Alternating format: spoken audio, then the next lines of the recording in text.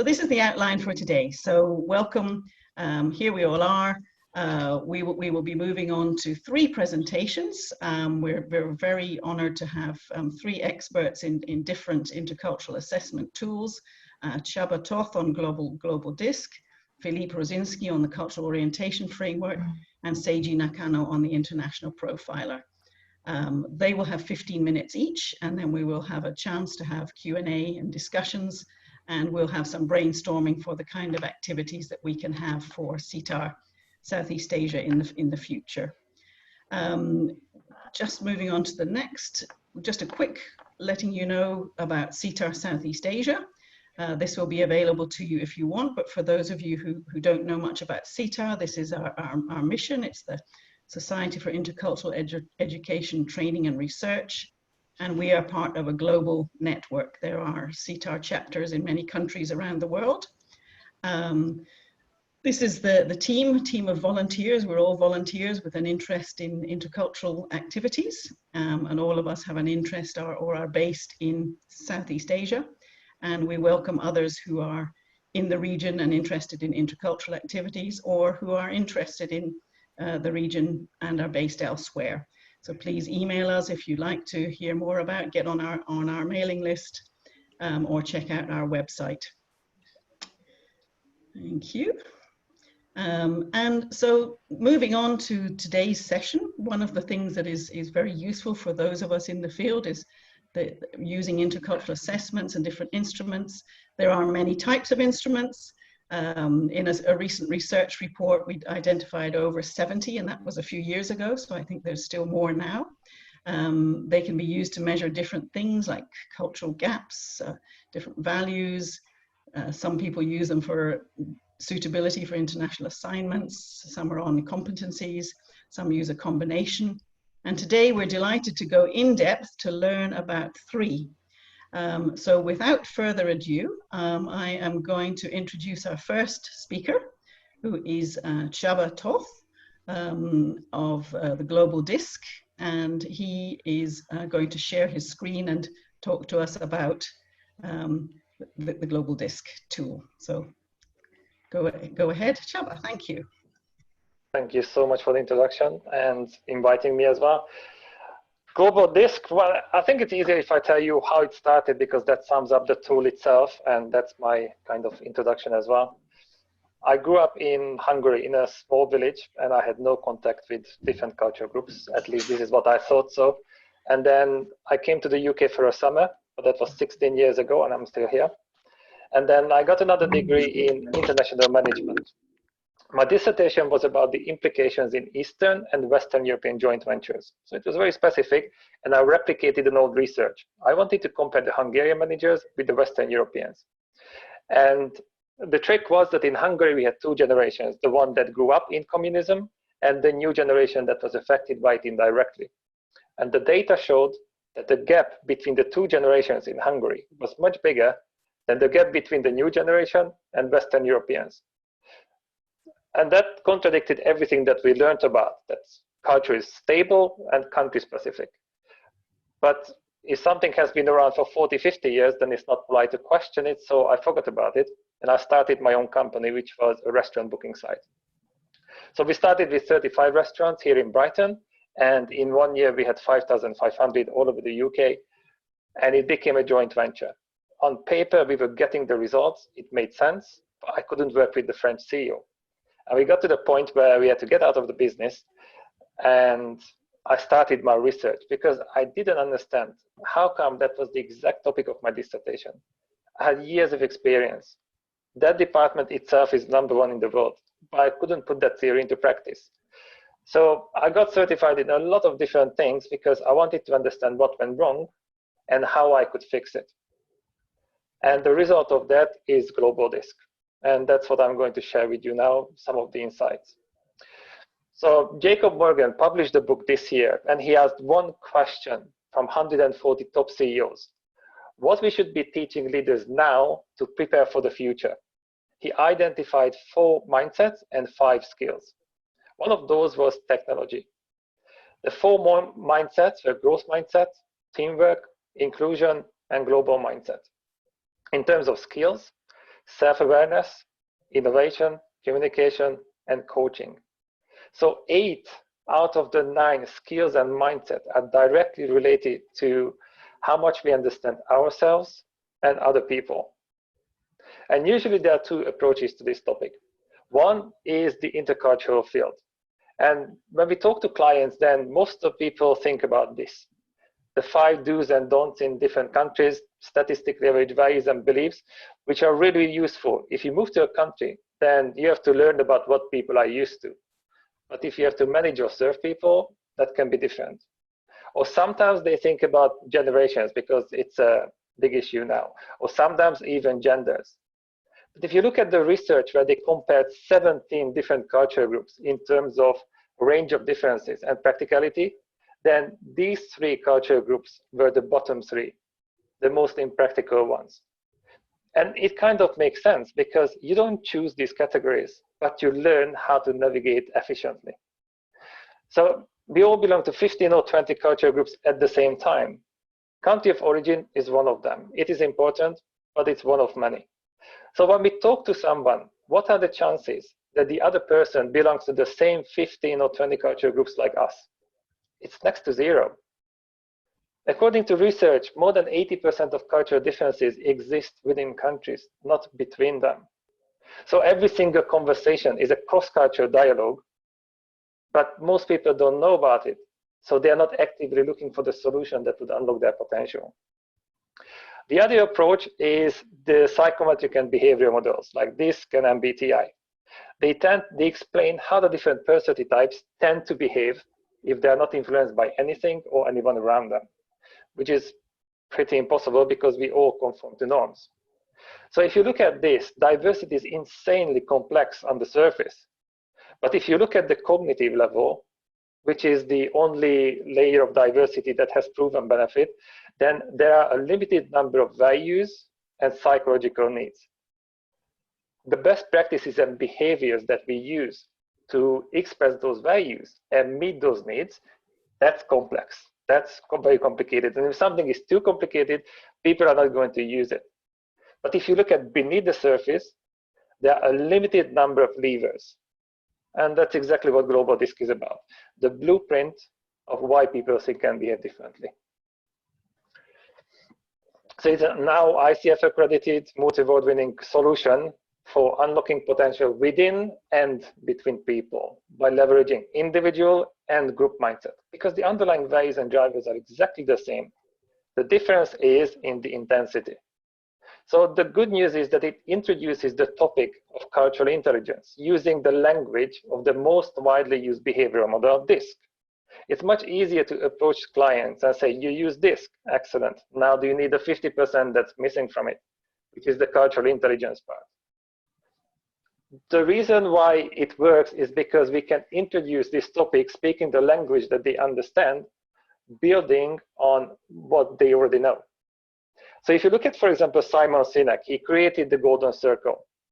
And according to him, he didn't create anything new, but he managed to uncomplicate a complex topic. So he talks about the 3 different layers of identity, what, how, and why we do it. And that's exactly the structure that we follow in the report as well. So when you take the report, take the assessment, then you get a 42-page report, and there's also a 40-minute online course in it using augmented reality. So technically, level 1 is pretty much DISC. This is what you do. Then we explain how you do it, and most importantly, why. And this is the missing part often. So if you don't want to read a lot because it's long, then you can just download an app, scan the icons, and you can unlock some videos on your phone. I told you about cognitive diversity, which is the only layer of diversity that has proven benefit. And it's really interesting to see the different case studies. This was, for example, 10 senior leaders from 8 different countries and 3 continents. So on the surface, they look really diverse. But this is the team report. All of the individual results are within this range. So technically, deep inside, they are really, really scarily similar. The cognitive diversity index of the team is 22%, which means that if you have an opportunity or problem here in the middle, and everybody is standing here, then your blind spot is 78%, which is huge. And that's misleading sometimes, because imagine that you have a meeting with 10 people like you, even though they look different. And then you make a decision. Everybody agrees with you, so it feels right, but it doesn't make it true. Since the year 2000, more than 50% of Fortune 500 companies disappeared. Size is not a guarantee, but this is normal. When we have to employ someone, why would we employ somebody who disagrees with us, who annoys us? Diversity is pretty cool until somebody disagrees with us. After that, not so much. So this is natural that we trust and like people who are like us. But that is almost like having 11 goalkeepers in a football team. It's comfortable, but that's not what we want as a business. So for example, this was a client, and this is how they advertised, or they were happy about their diversity. 4 generations, how many countries, languages, very diverse on the surface. But then if you look at, for example, the team report, then you can see that they are not that different inside. They're pretty similar. But the most interesting part is when you compare the leader's preferences with the group average. And it turns out that he managed to attract similar people from all over the world. And this is what we can notice in our field as well. So sometimes an international team is much more homogeneous than a non-international one, because you can choose those people. And ideally, you're going to choose someone who is more similar to you, because it feels comfortable. We have enough stress in the world. Why would I employ someone who annoys me? So if you look at DISC, for example, it is the most popular behavior model, and around 70% of Fortune 500 companies use it, or something similar. Different companies created their own version, and they all claim that theirs is the best one, and maybe one of them is correct. But all of them are missing the cultural intelligence piece. So for example, if you take an assessment, a DISC assessment, then you learn about your personality type, which is very useful, and it works. So we can do the same thing with the report, but we can go deeper. So we can look into how you behave as a person or as a team, why you do that. We can measure the cognitive diversity index of your team to reveal your blind spot. Now, you get the 42-page report. This is a lot, of course, but information doesn't lead to transformation. And the absolute scores mean nothing unless you compare them to something or someone.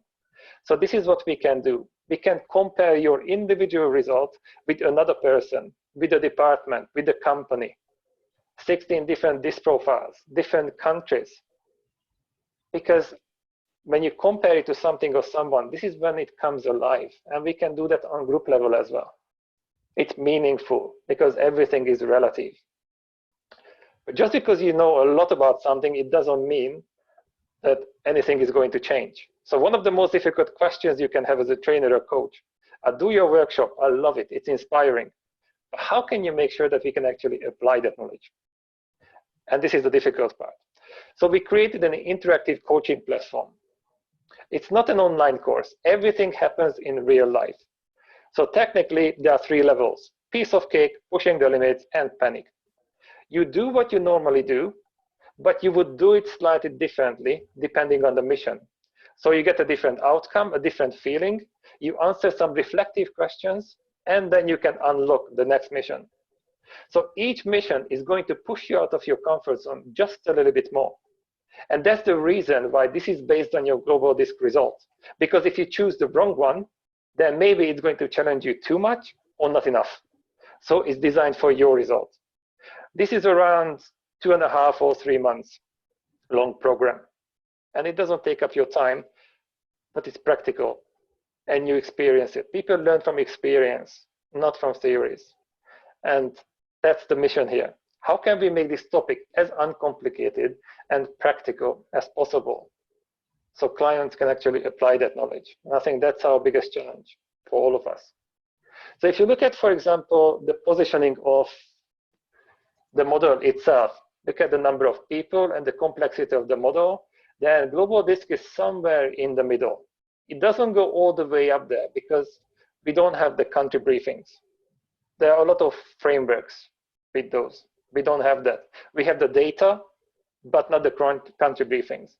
But the main advantage here is that you use the same terminology, the same language when you talk about a person, a company, a team, or even a country. And I think this is our biggest challenge, to facilitate the conversation, because personal and cultural differences are a sensitive topic. So how can we make it relatively objective? So when you compare the results, that happens.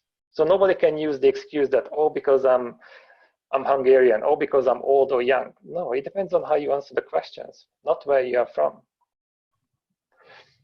One operating system and many applications. So it's ICF accredited certification. There's a range of free group and comparison reports where the magic happens. Then we can use it for corporate training and executive coaching, or even recruitment.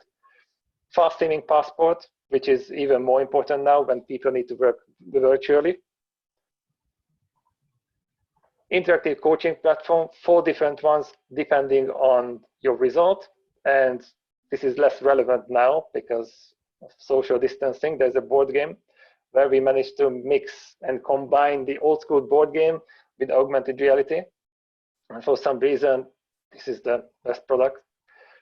And it's not only a theory, but it is also endorsed by the leading experts in the world. And the reason why I'm proud of this is because I've got academic background, but these guys are practitioners. They are the ones who work with the best of the best to make them even better. And if they endorse it and they use it, to me, that means a lot. Last a minute. Yes. So just published a book 2 weeks ago, which is about the uncommon sense in unusual times. The reason why the title is like this, because to me, cultural differences are clashes of common senses. So it's not a binary decision that you are right, I'm wrong. No, it's about common senses.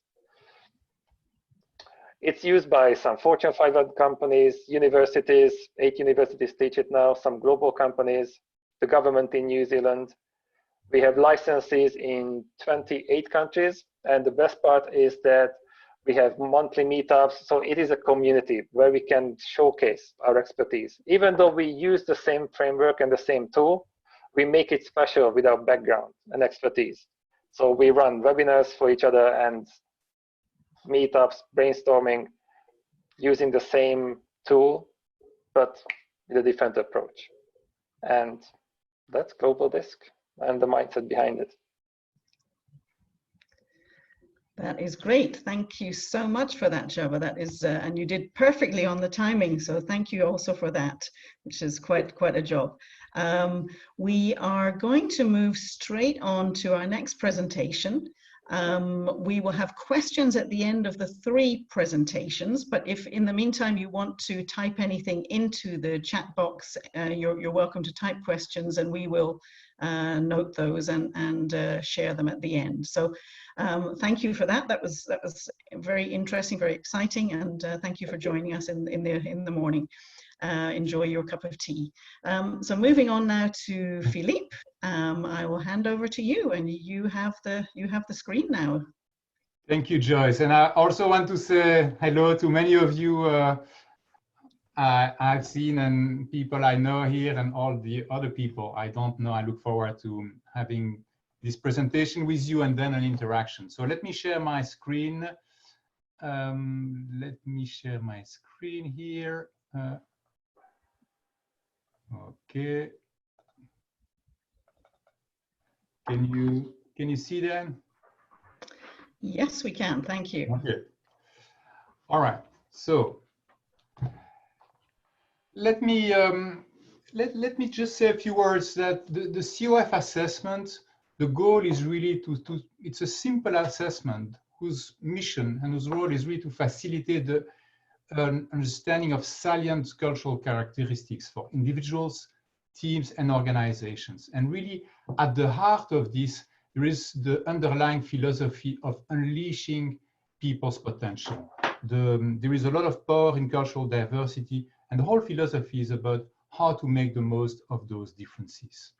So just a little bit, very briefly, it started over 20 years ago when I've really been interested in finding ways to merge two fields, if I may say, interculturalism on the one hand and coaching on the other hand. And that first presentation took place already 20 years ago, over 20 years ago in London. And then came this book, Coaching Across Cultures, which was the first book to link coaching and interculturalism. And it's still the basis for the cultural orientation framework. So the model is described in detail in that first book, Coaching Across Cultures.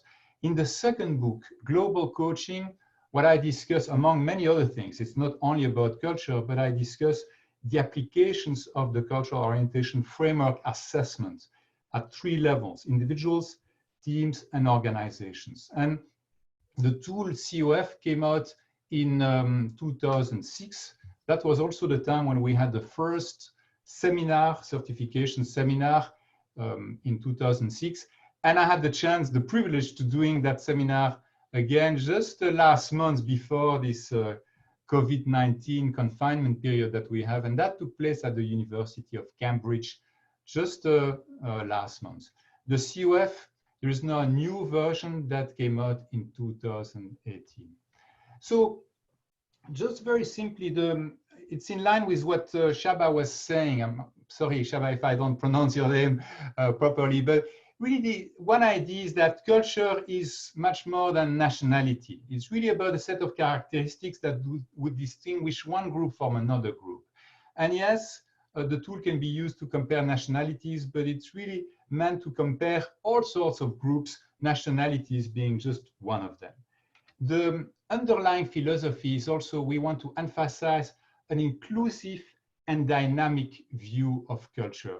And what I mean here is, it's really about, we are often thinking in terms of the Chinese versus the Americans, the French versus the Spanish, or whatever the case may be. Here, the idea is how can we learn from each other so there is a mutual enrichment, and so we can build true unity in diversity. So it's really promoting a form of and thinking. And the goal is to learn and to grow by learning from alternative cultural perspectives. We'll talk about different cultural orientations, but for example, if my tendency is to speak in a direct fashion, how can I learn also by speaking more indirectly? So how can I have the best of both worlds, being perhaps clear and direct, at the same time sensitive, maintaining harmony? How can I have the best of both worlds, and how can I learn from alternative cultural perspectives? So that's really at the heart of the model. And just to give an example, this model builds upon many cultural dimensions that have been coined by a lot of other people. For example, Kluckhohn and Strothberg came with this dimension: control versus harmony versus subjugation to nature. So here, the way I would use it is less to say the Americans are like that and the Islamic culture is in another way, but to say, for example, if we look at control, the notion here is, for coaches, is that sometimes we have the notion that, yes, we can do it, we can achieve anything. If we work hard and we persevere. And that's great because it leads to a self-fulfilling prophecy sometimes. So we believe so much that we can make it that at the end we succeed sometimes against all odds. But the issue sometimes is that we may fail to recognize our limitations or the limitations of people around us as well. And so that may be a pitfall. And the idea here is to look at the alternative polarity, in this case, humility, to say, well, if we take this literally, inshallah, the power is outside of me. I don't have any power. It's a question of fate and luck. Well, we are not going to get much accomplished. But if somehow we are able to combine the two perspectives, then I would argue we would be able to achieve sustainable success. So we act with a lot of determination, but we also are mindful of the fact that at the end of the day, we may not have all the power. So the tool is really just a tool, but it's an invitation to think in this and fashion and to leverage those differences. Just another example, scarce time. And that has also a lot of implications for coaches, because sometimes we view time in a scarce fashion. We believe there is never enough time to do all the things we need to do. So we rush. And as coaches, we help our coaches be even more productive. But by doing so, we maintain them in a form of rush treadmill, as if they were on a treadmill all the time. So the invitation here is also to consider that time can be plentiful, that we can slow down, we can learn how to take the time. And if we do that, the paradox is by slowing down, we may better appreciate the scarcity of time. So the invitation is to, again, consider both perspectives so we can be efficient doing things right and effective, that is doing the right things. That has a lot of applications for coaching. And I'm not going to go into the details, but for example, these days I'm asked to coach teams, and whereas a few decades ago I was asked to coach a team maybe for 5 days, these days I'm asked to coach a team for just half a day. And then my answer would be, you really need this coaching. What do you hope to achieve through this coaching and with the tool? Because if you don't give me a compelling answer, maybe I would just tell you, don't bother, your time is so precious, don't spend all this time. But if you are ready to embark in the process because you have important objectives to achieve, then I may say, I need more of your time. So we are not stuck with a scarcity of time. So that's just the underlying philosophy. The tool is simply the COF assessment, a roadmap to navigate the cultural terrain, focusing on a number of cultural orientations. And here's the definition. I think you're all familiar with this concept. The tool looks at 7 categories that I think you will agree are important for coaches, for managers, for any professionals: how we communicate, how we think, how we manage time, how we organize ourselves. And here are the different dimensions. So 17 dimensions built upon the work of different interculturalists. I'm not going to go into details. I've adapted some of the original definitions. But there is a feature here that allows you to create even more dimensions if you want it. So if you felt, okay, that is interesting, but it doesn't address maybe certain aspects of my culture, of the culture I come across, that would be interesting to investigate, you have the possibility to add cultural dimensions to the model.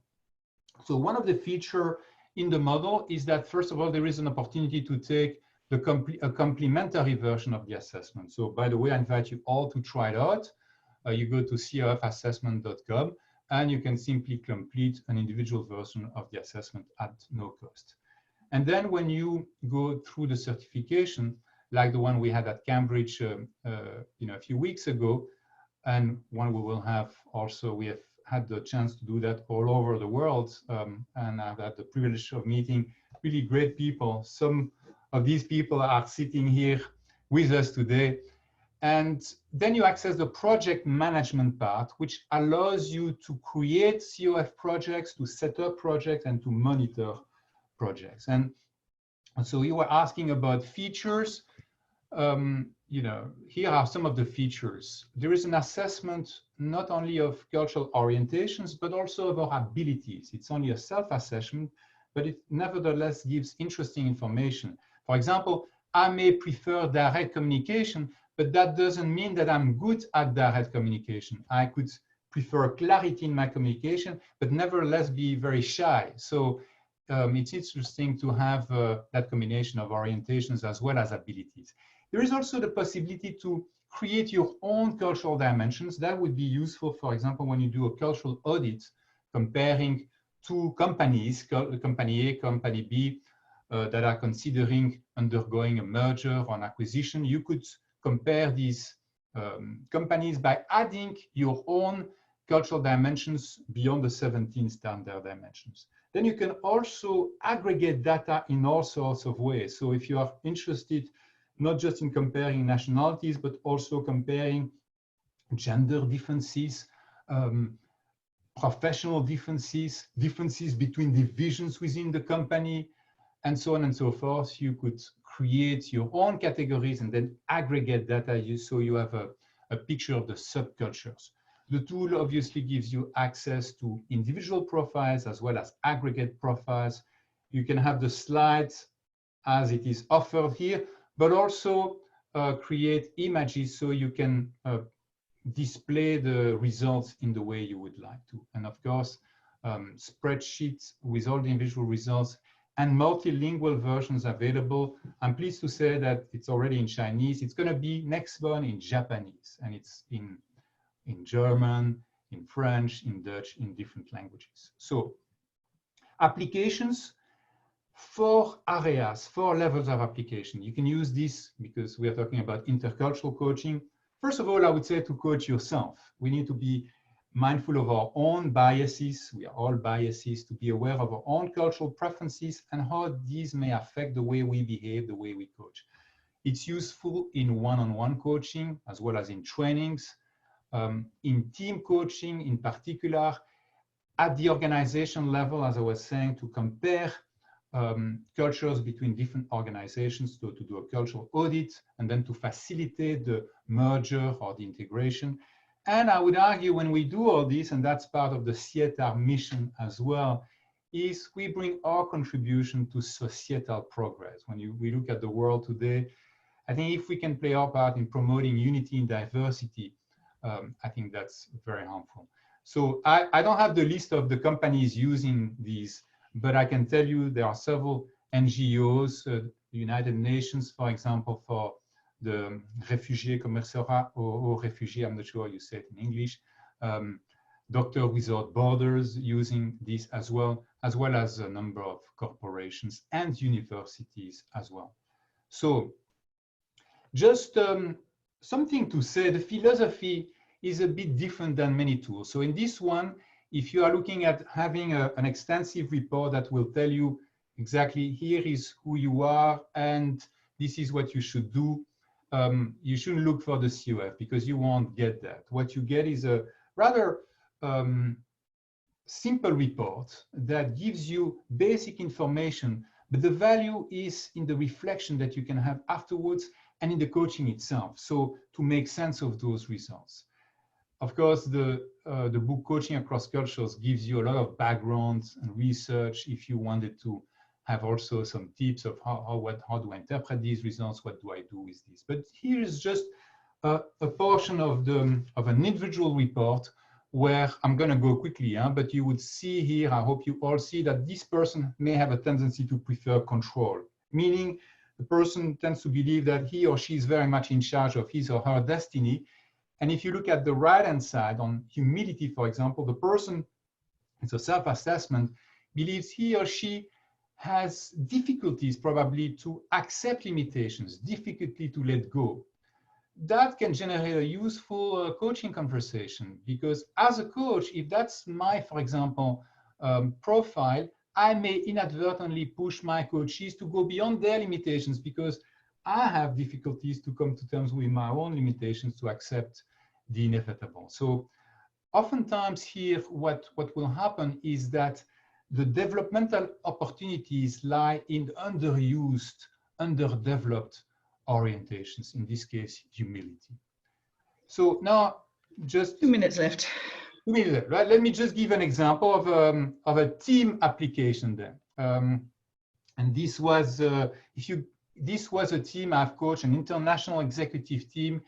And here what you have is a histogram of the individual answers in the team. So what you see here is that there is a preference for equality and an aversion almost for hierarchy, at least for a number of people here. The way this was manifested is that the team leader was described as a laissez-faire type of manager. His profile was very much consistent with that.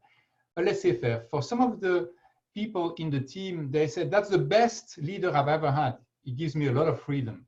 But for the most junior people in the team, they were complaining about the lack of direction. Also in conflicts, he wouldn't come in. He would let people just manage this on their own. So in the team coaching we had beforehand, I discussed this with the team leader, but in the team coaching we had, this was manifested in the conversation between team members when they had to decide on a course of action. I try as a facilitator to help people come to some form of consensus, but in this case, I realized that that was not going to be possible. So everybody wanted to have a say and so on. So I turned to the team leader and I asked him, what is your decision? And he surprised the group by saying, that's going to be the decision. But by then, since people had awareness about their preferences as well as their pitfalls, they were ready to listen to him. So the team, just a simple example to say how this simple graphic allowed the team to realize their pattern, and to help them to not fall prey to their preferences. And in this case, to embrace a bit more hierarchy, they realized it was needed. If you allow me 30 more seconds, Joyce, I will just show an example. I think that is in line with what Csaba was saying earlier, that in some cases you can have a multicultural team, and as you can see here, the profile is rather homogeneous. But in this other case, for example, the same team, here you could see the differences. Some were much more direct and some more indirect in their preferences. And if I can just share an anecdote, on the direct side, there was one guy, he was from Denmark. He was quite blunt and offensive for some of the people, and they were complaining about that, but they didn't dare to confront him. They preferred indirect communication. And one person on the other hand, indirect, with an indirect preference, she was suffering through every lunch because she had a colleague from the UK who was eating a smelly sandwich, and she didn't want to embarrass him by saying, you know, could you please eat your sandwich elsewhere, because it really smells not, the smell is really not pleasant. So because she didn't want to have him lose face, she didn't say this. So again, the work with the team was simply a matter for the person who preferred direct communication to embrace a bit more indirection, being more sensitive, recognizing that some people would take offense. And for the person with a more indirect preference, learning from her colleagues by giving herself the permission to be a bit more direct. So that's at a practical level what we would do in team coaching. We would show these type of results. And again, this is only the starting point. What really matters is then the conversation we can have with the participants to help them make sense of this and to discover growth opportunities. Let me just conclude with contact information. Coaching Across Cultures, I'm pleased to say, is going to be in Russian at the end of this year. So that would be the 12th version of the 12th language in which the book is published. Global Coaching will be also in Russian. Here's my contact information. Feel free to contact me if you want.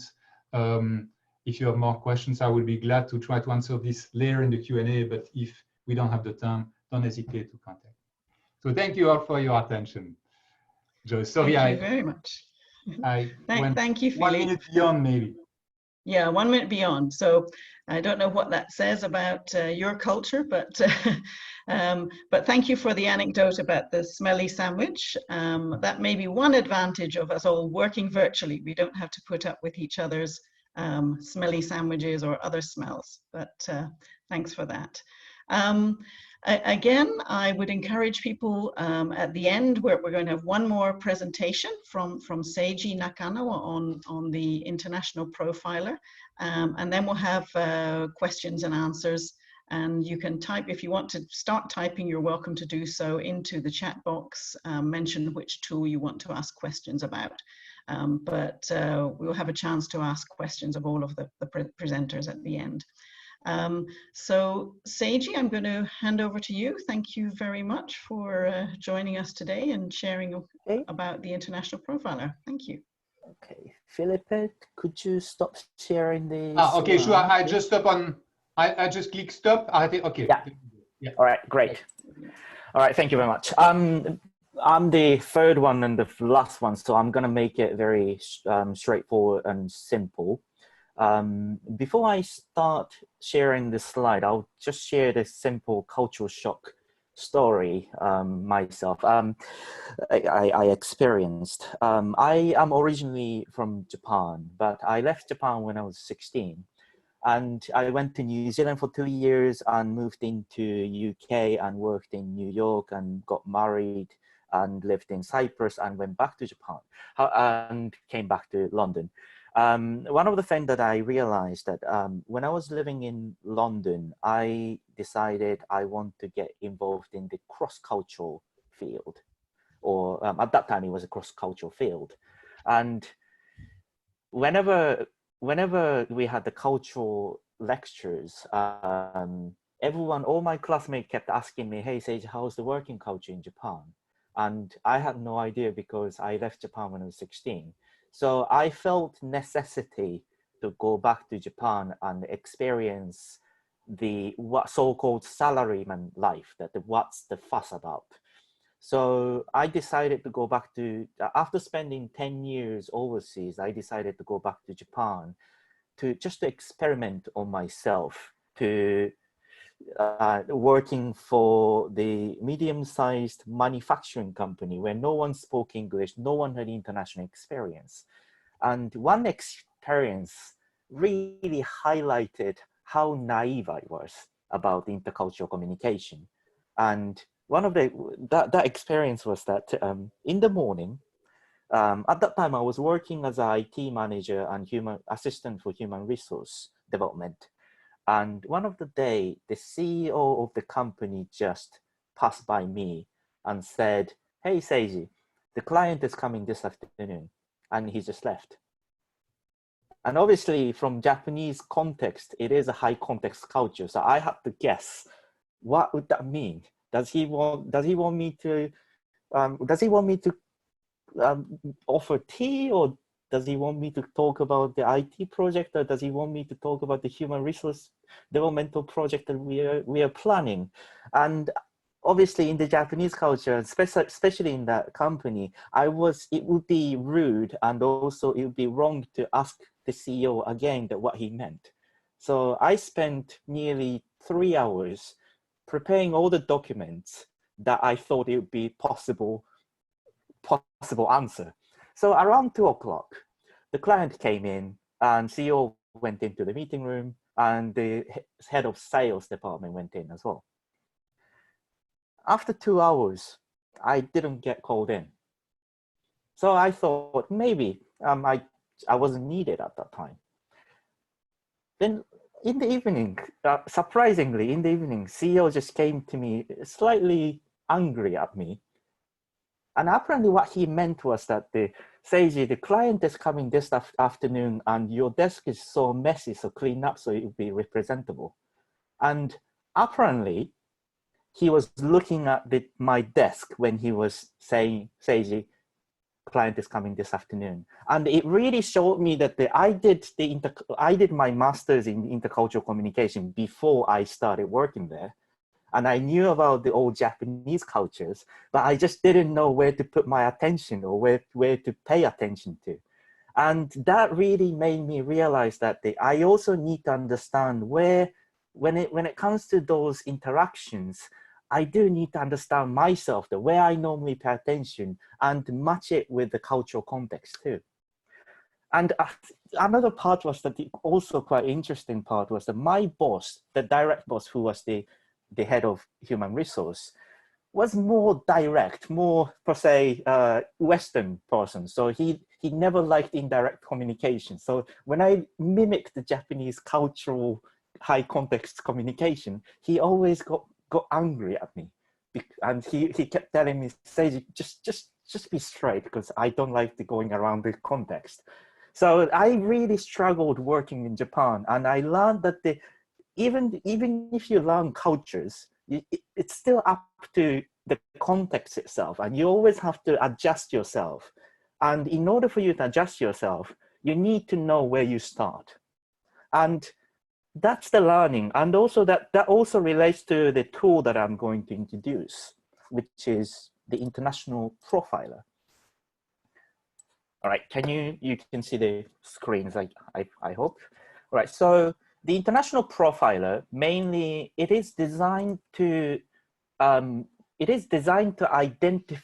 identify where we put our energy or focus when it comes to the international environment. So it's not a personality test or ability test with the right or wrong answers, but rather it just measures where your conscious energy goes when interacting in international contexts. So it helps you to understand your preferred way of dealing things in unfamiliar cultural context, as well as unpreferred way of operating. So it brings to your awareness that how you normally tend to behave and how you not tend to behave. And with pairing with a feedback session by coach, it helps you to explore the balance of your energy and focus, and you'll be able to identify the developmental themes to be more effective in an international context. And by matching with your particular context, for example, myself, the Japanese context, you will be able to create more specific development plans. And this international profiler uses the framework, uses the international competence framework that we created. It includes 22 dimensions grouped by 10 competencies, and those covers a wide range of behaviors, attitudes, knowledge, and overall styles. I'm just going to show you all these dimensions, and I'll give you 10 seconds to just to look at it. I'm not going to read this.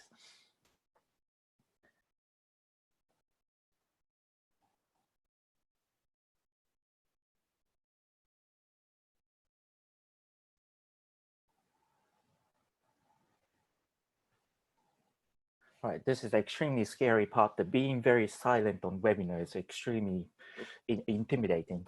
Anyways, so those dimensions are drawn from extensive academic and researches and practices on how to be successful when working globally or across culture. If you're interested in getting those references, please just contact SIETAR Southeast Asia or contact me directly so I can give you the details too. And on the right side of this, on the right side of the slide, you can see the sample report of the international profiler, which is the last part of the showing the summary of those 22 dimensions. And I'm just going to repeat myself that if you score high, it doesn't mean you're good at it, or you're if you score low, it doesn't mean you're bad at it. There's no right or wrong answer. If you score high, that would just mean that you tend to put more conscious energy on. So sometimes it also means that sometimes if you put too much attention to some dimensions that are possibly not required in your working context, it might have potential disadvantage as well as the potential advantage. Other way as well, that if you're not putting so much attention, you can also have the potential advantage and disadvantages. So the target audience and target audience for the international profilers, it is definitely anybody who is working internationally or works in the international or intercultural company, and particularly who are new to it or have got new challenges. And just the preferred methodologies being used is mainly a one-to-one coaching to identify individual developmental themes, to answer the question, what do I need personally to be more effective in an international context? And also then, after identifying those, you can create the developmental plan to change the focus if necessary, to answer the question, what can I do at a personal level to become more effective in my particular context? So everything is very contextual, same way that what I experienced in Japan, that sometimes even the Japanese people have got more direct prefers more direct communication style, and some people want more indirect communication style. So it's just this tool will be able to reflect, and this one-to-one coaching session will be focusing on reflecting, really focusing on your particular working context into your, and also trying to interpret your report itself. And at a higher level, we have been recently doing this a lot, creating a composite report and analysis for organization to understand the implications. So how can we find out potential skills gap for target group of individuals? So by doing it will be 2 levels of doing the workshop. So by doing the one-to-one coaching, but as well as that, by using those individual reports and put into composite report, we will be able to identify the organizational developmental themes. So how does TIP differ from similar tools or framework? The first thing is definitely a design of the questionnaire. So rather than using a normal Likert scale or starting from, starting from 1 to 5 or using strongly disagree to strongly agree, it uses the combination of ranking and scale format. And that also compares each dimension with all others. So I'm just going to show the example. So we have a stem here talking when traveling abroad, then you have 3 statements that you can choose from. So think about the impression I make on local people, or adapt to the local ways of doing things, actively find out about the country and its people. And those statements are related to one of dimensions. And then you can rank them into most, next, or nothing. Then you can also, because there are sometimes that the A and B seems to be quite similar. So sometimes you might want to shade that choice. So you can, when you think that A and B is quite similar, you can always just do, I'm just going to choose A for 4, and for the second one, I'll give 3. So you can shade your results. So the design of the questionnaire kind of provides that it does not allow respondents to score high on everything because you have limited energy, and that replicates that situation, so that you do need to, it is a forced choice that you need to make choices in the questionnaire, but at the same time it allows respondents to shape their answers, and therefore it produces the richer and deeper data. So just to summarize the characteristics of the international profiler, as I mentioned, it doesn't really focus on the cultural dimensions by Hofstede or the entrepreneurs, but it generally focuses on culture generic qualities.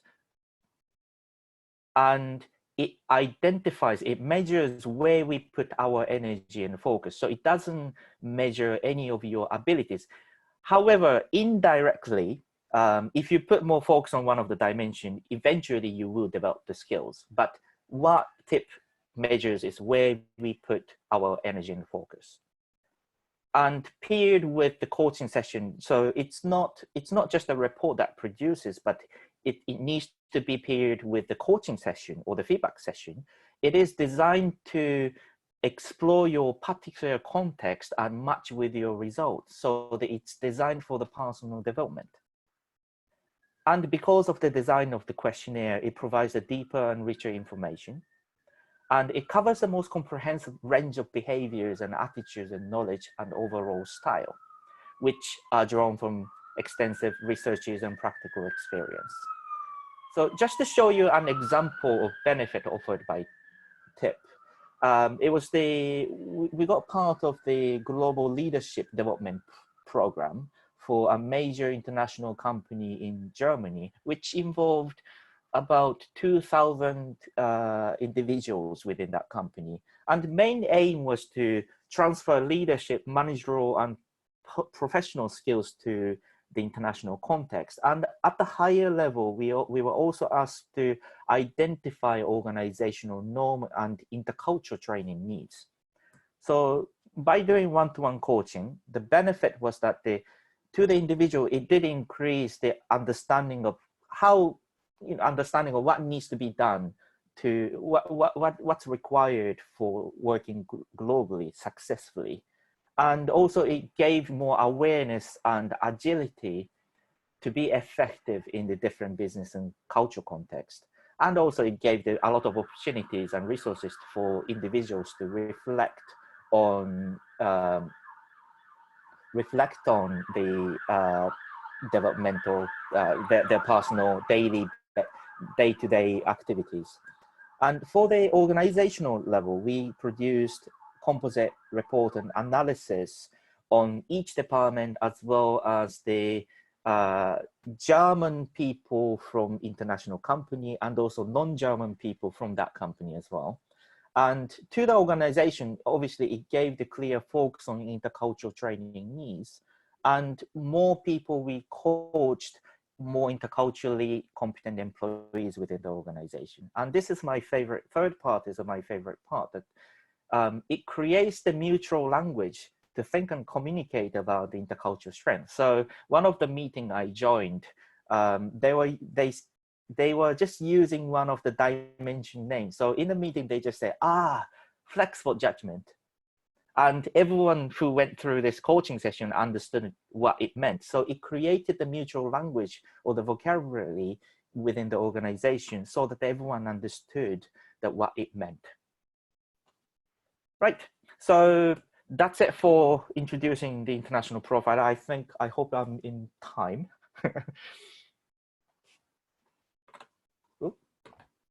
Yeah, thank you, Seiji. I think you just went a little bit over, but we will forgive you because we have flexible judgment. So that's okay. Thank you very much. Thank you, Seiji. Thank you, Csaba. Thank you, Philippe.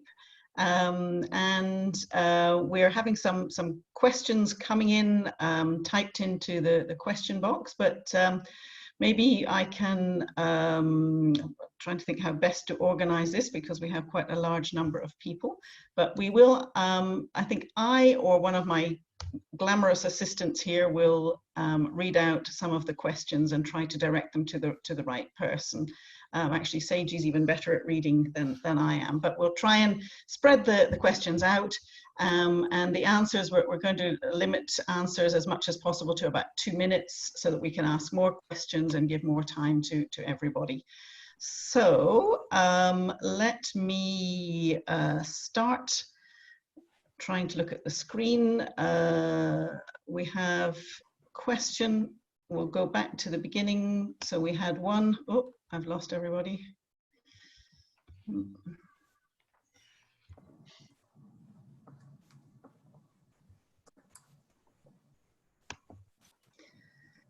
Yeah. Artie, can you see the questions? I'm sorry if you to interrupt, but maybe you could ask one first of all and direct it in the right direction.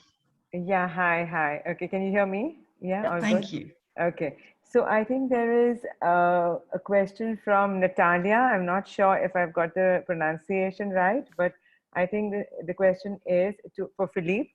So she's actually asked a couple of questions. I'll probably go one by one.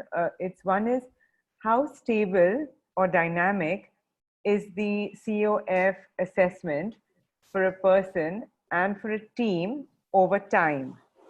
Do you have, okay, I'm just going to say this and maybe you want to break it up.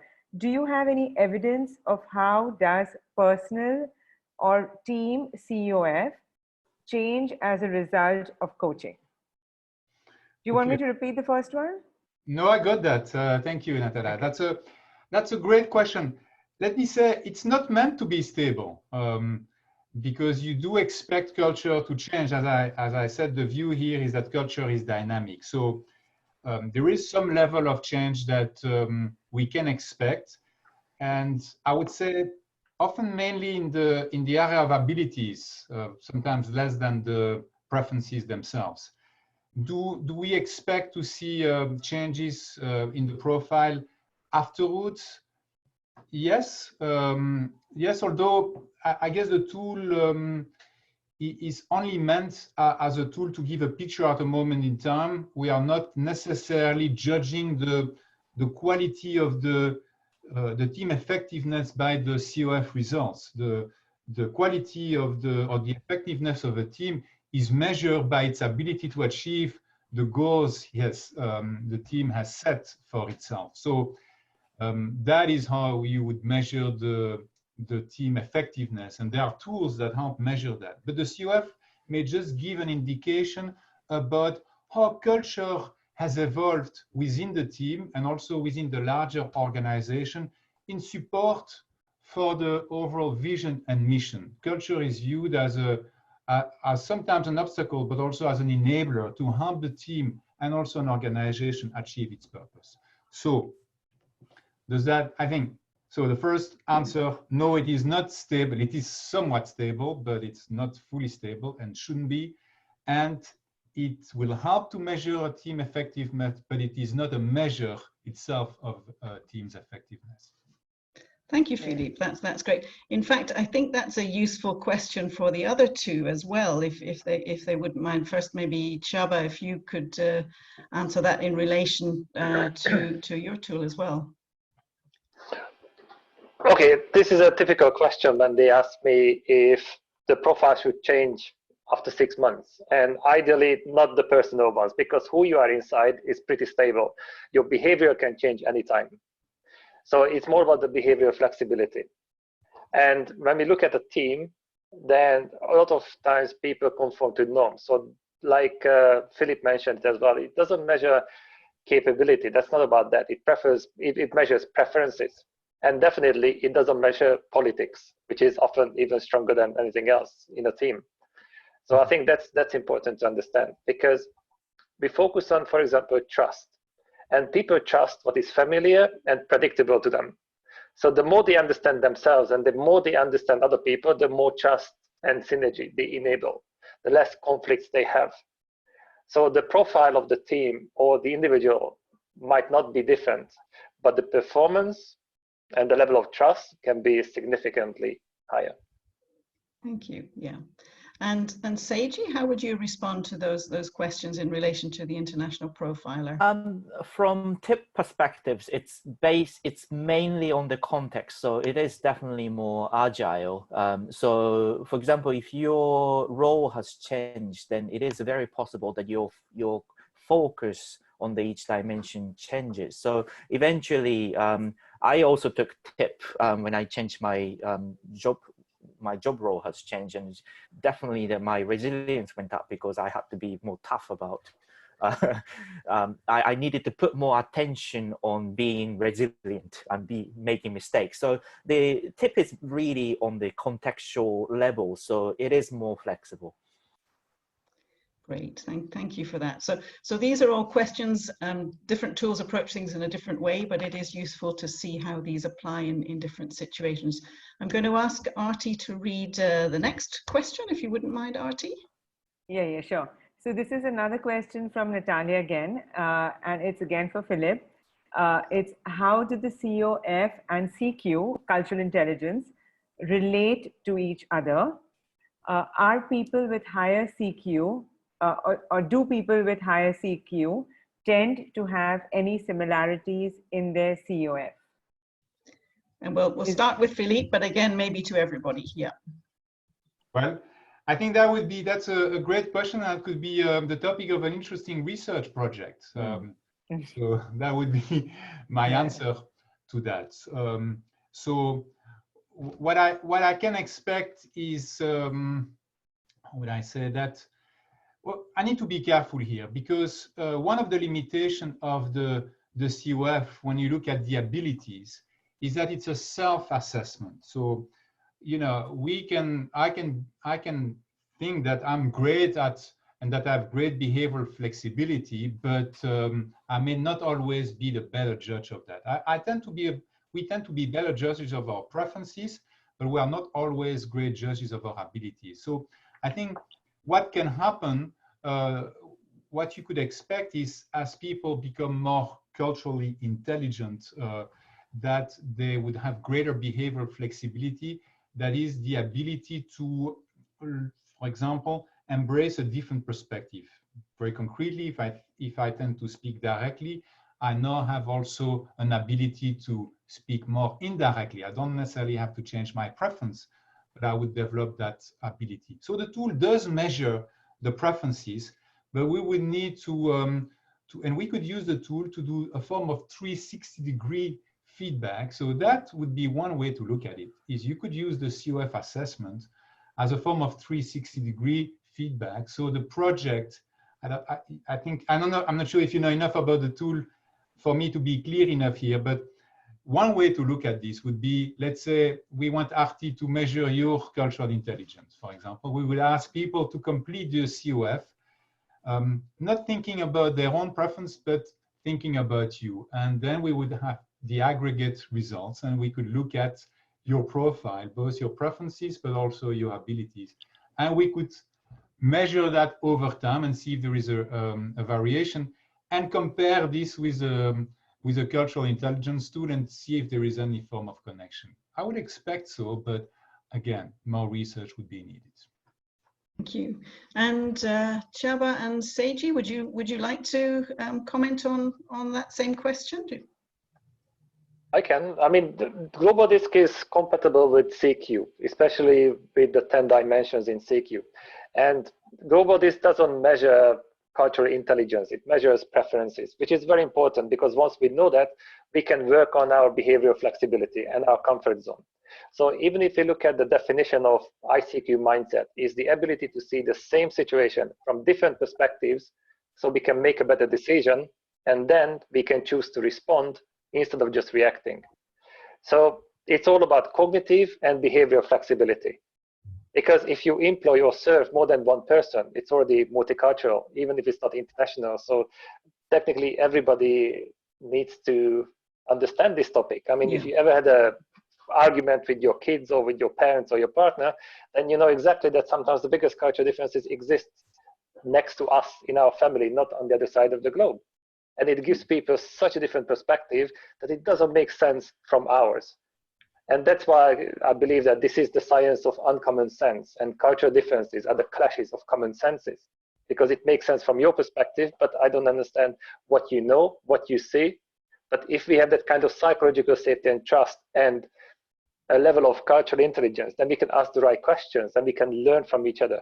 And that's how we can turn diversity into synergy instead of painful liability. So that's the main goal. Great, thank you. And Seiji, how about you? Would you like to comment on this area?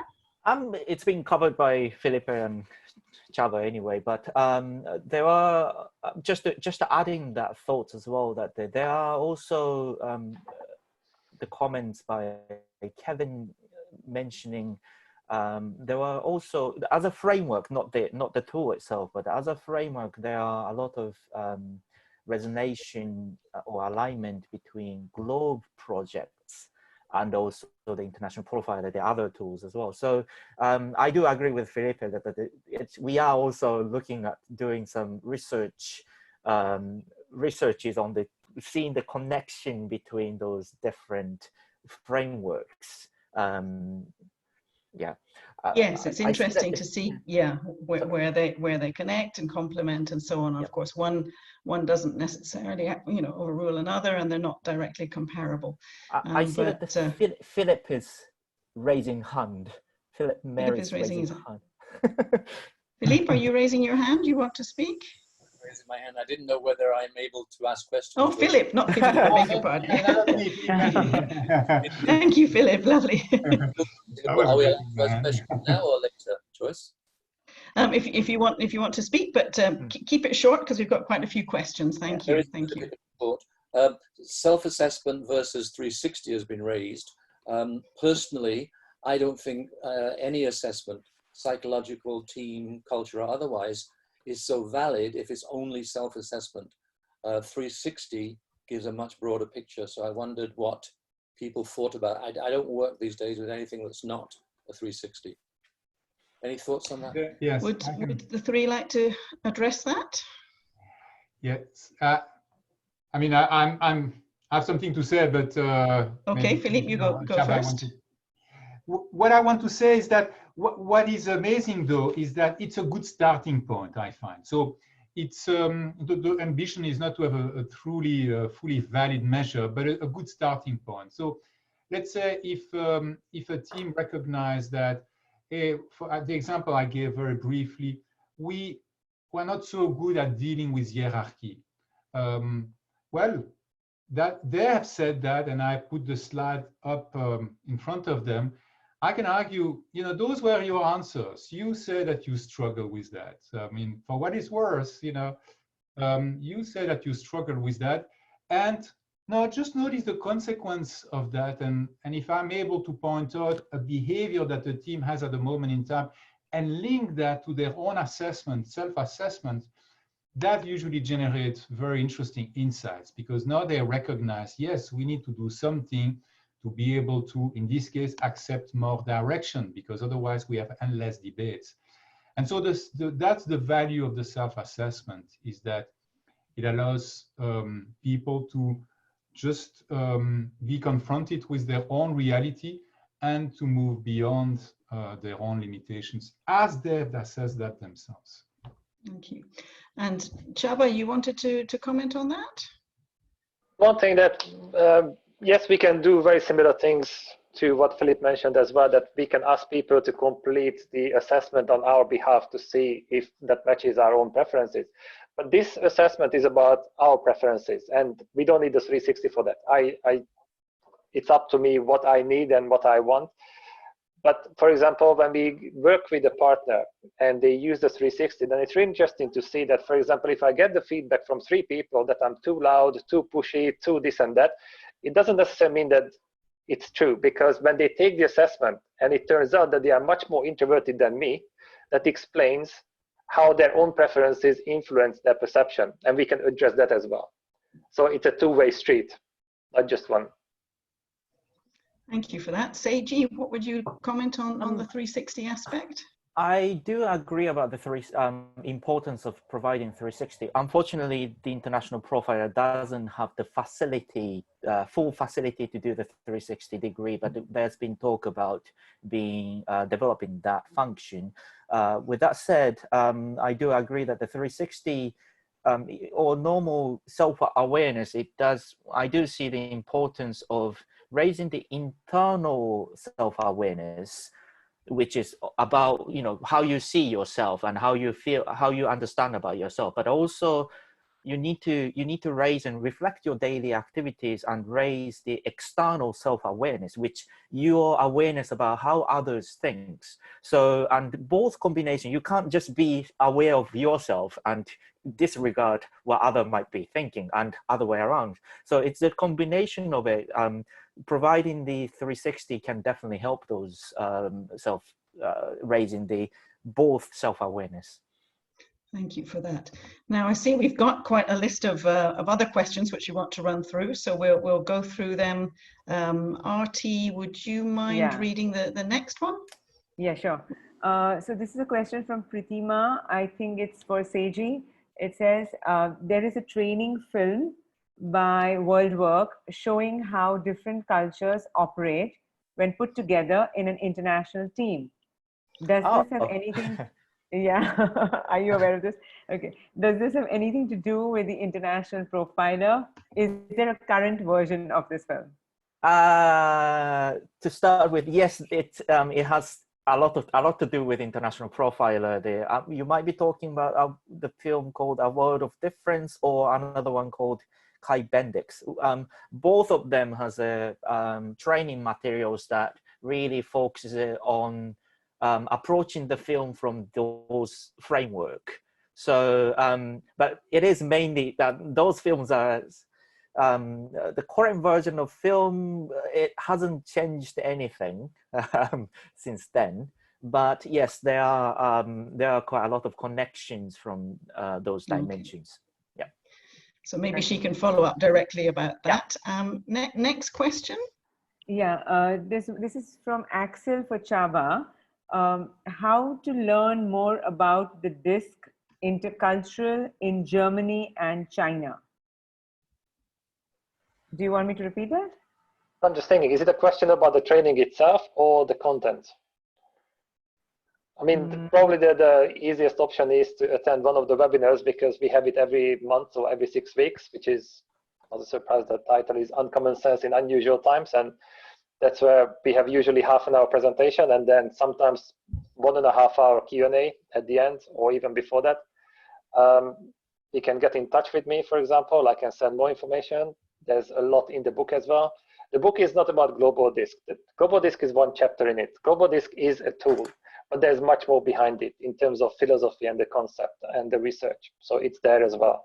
But we can also catch up. We have master trainers in China, for example, who can certify trainers and coaches. We have licensees in Germany. I can arrange an introduction. So there are plenty of ways.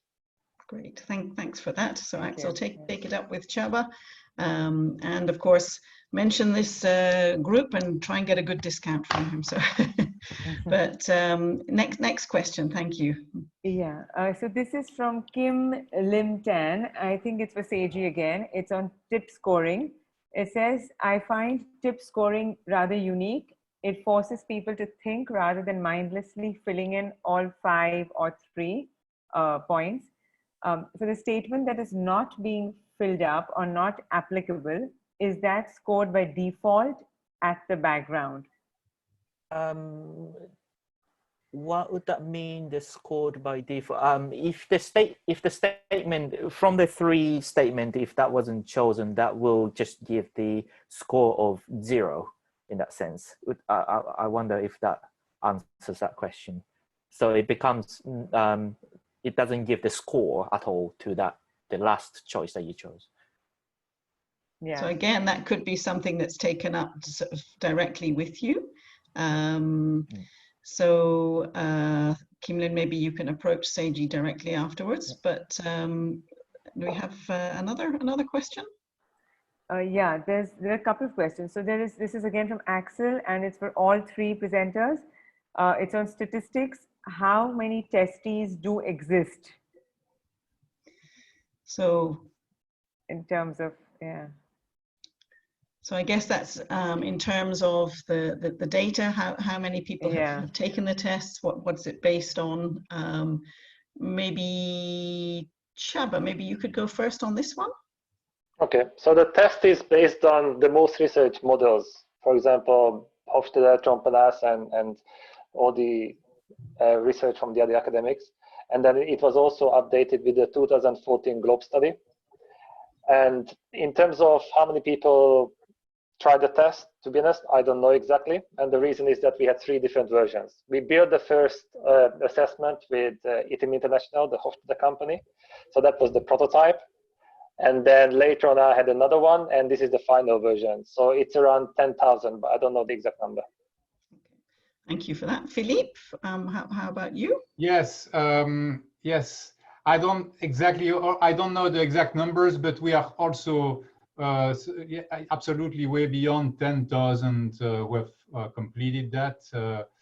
I think maybe closer to 20,000, because it has been around since 2006, but the new version, less people for the new version, and that is combining the first version with the version that was produced in 2018.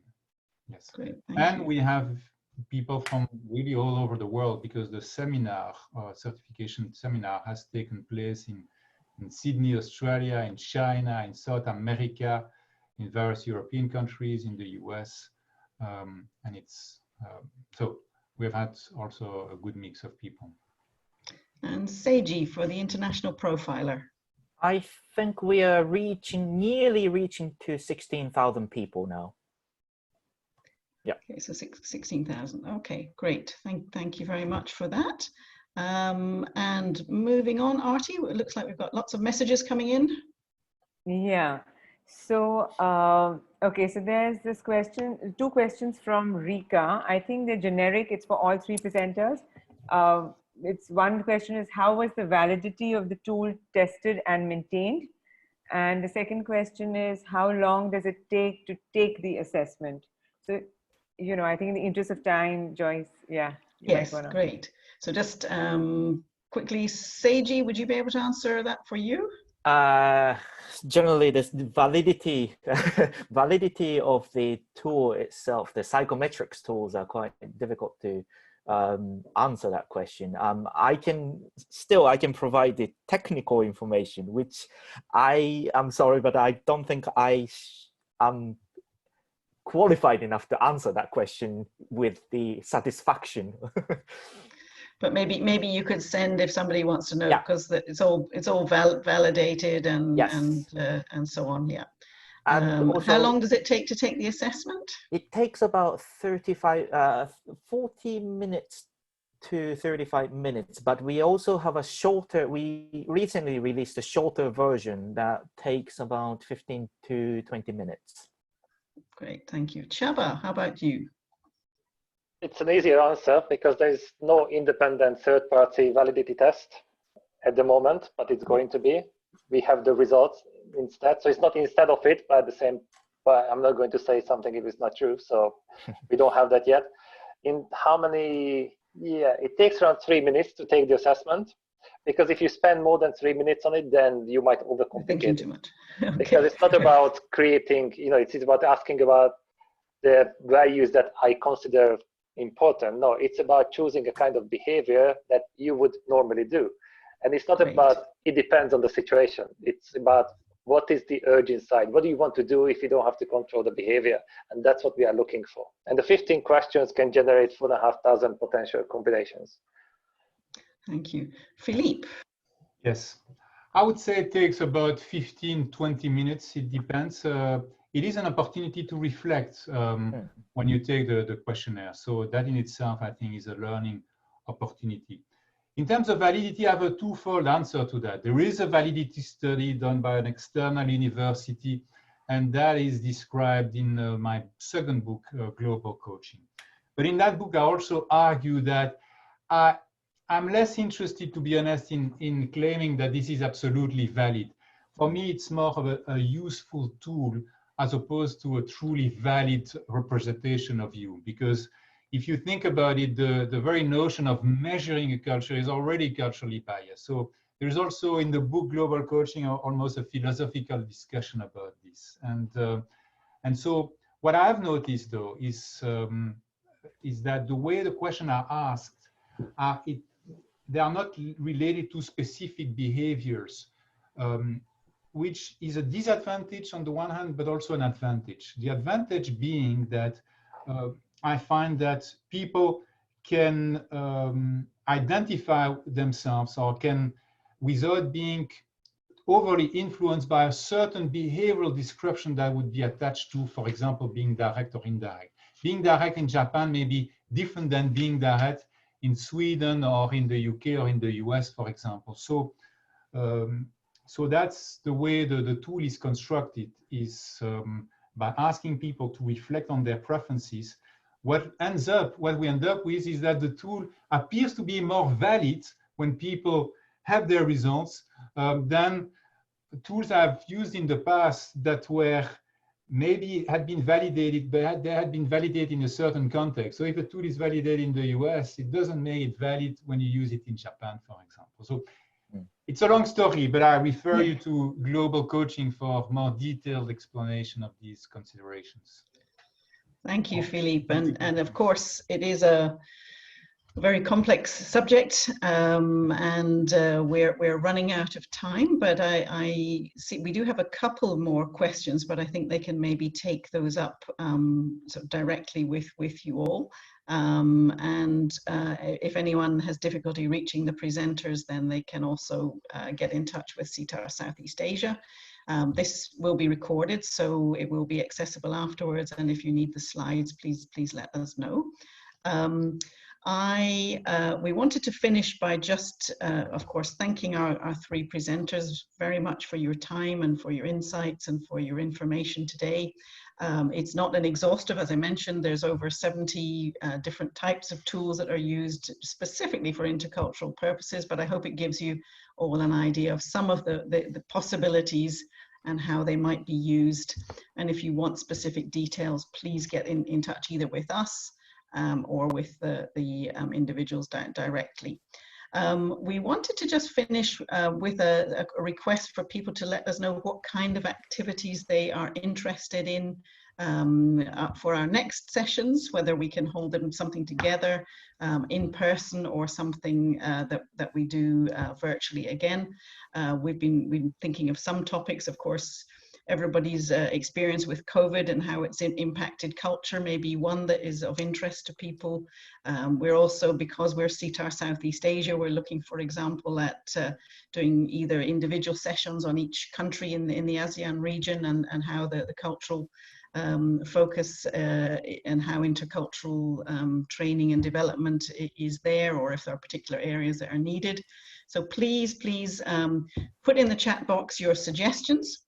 And also, if you are willing and interested to actually host or do a presentation, that would be great as well. So mention what you're interested in and also what your skills are and what you can bring to the sessions, or a different format of session as well. So some of the other SIETARs around the world have cross-cultural coffee mornings where we sort of have a small group and have a chat over particular cultural issues. All of this could be things that we look at.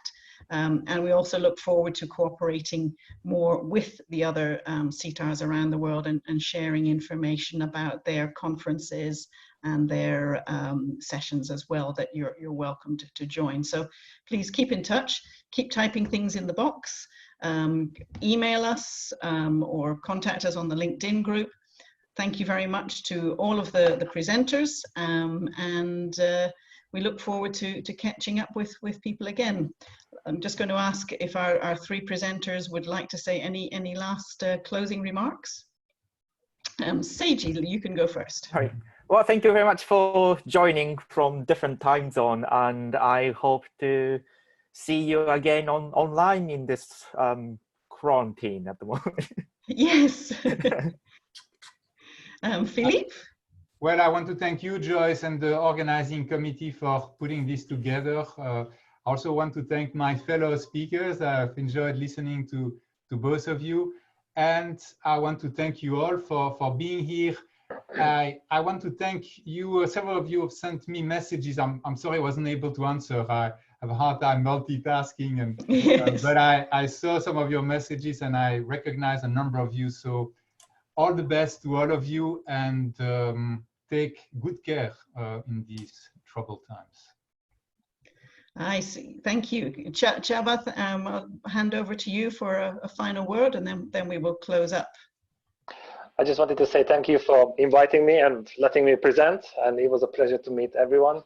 And if somebody would like to get the slides or try the assessment, just send me an email anytime. We are in the same team. I think we are working towards a very similar goal and purpose, just from different angles. So I'm more than happy to share anything that you need.